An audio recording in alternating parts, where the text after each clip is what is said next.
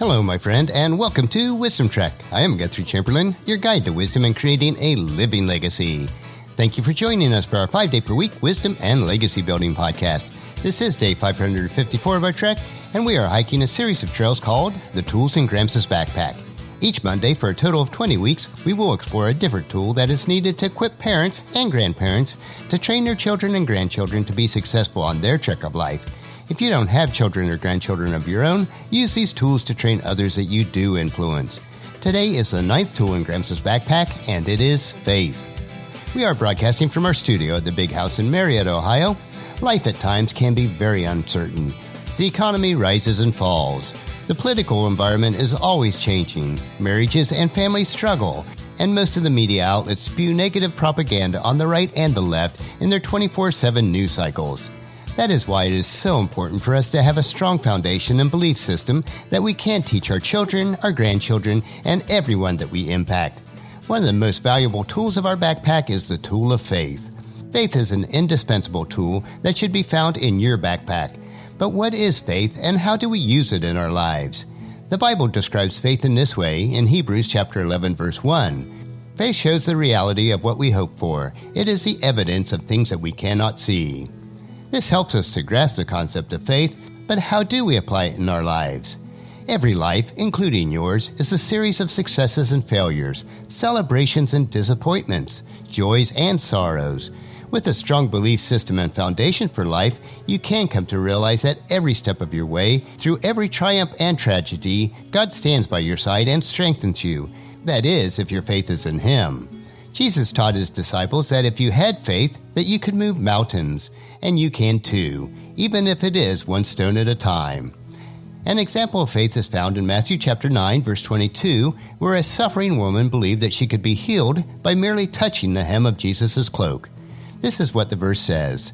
Jesus turned around, and when He saw her, He said, "Daughter, be encouraged. Your faith has made you well." And the woman was healed at that moment.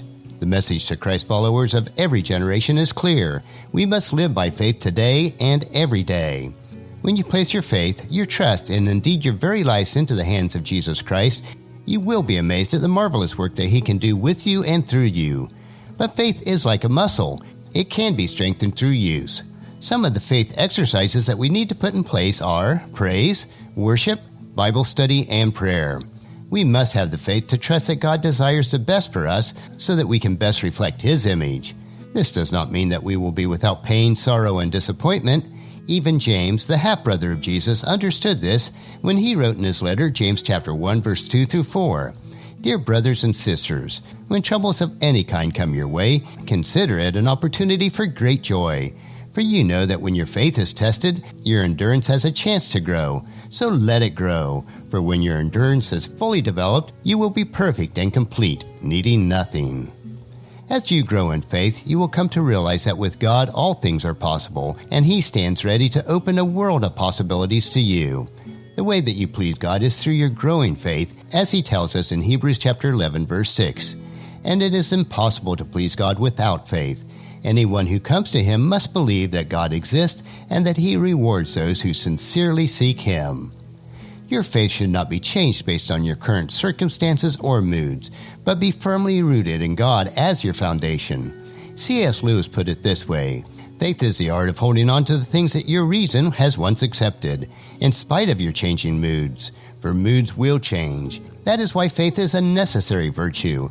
Unless you teach your moods where to get off, you will never be either a sound Christian or even a sound atheist, but just a creature dithering to and fro, with its beliefs really dependent on the weather or the state of your digestion.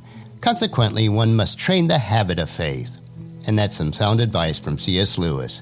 That is why it is so important to teach and demonstrate solid faith to your children, your grandchildren, and everyone that you impact. That is why the prophet Isaiah tells us in verse 7, chapter 9, "Unless your faith is firm, I cannot make you stand firm." Faith needs to become part of the very fabric of your life.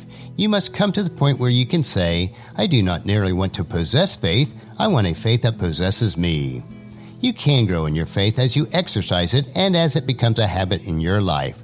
It is then that you'll come to the realization that faith is not merely holding on to God, it is God holding on to you.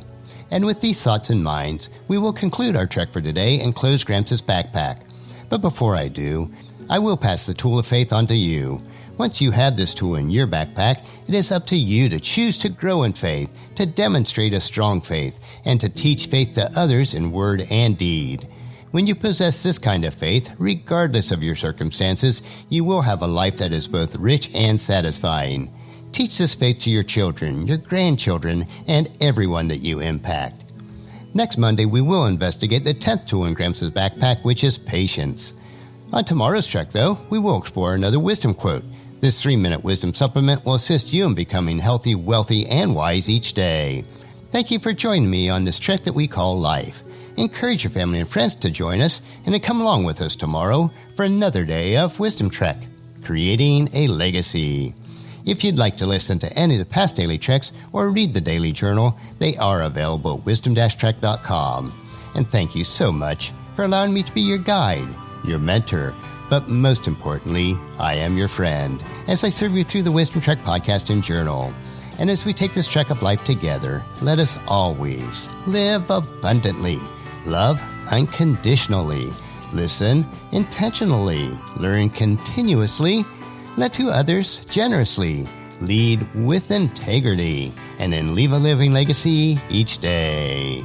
I am Guthrie Chamberlain, reminding you to keep moving forward, enjoy your journey, and then create a great day every day.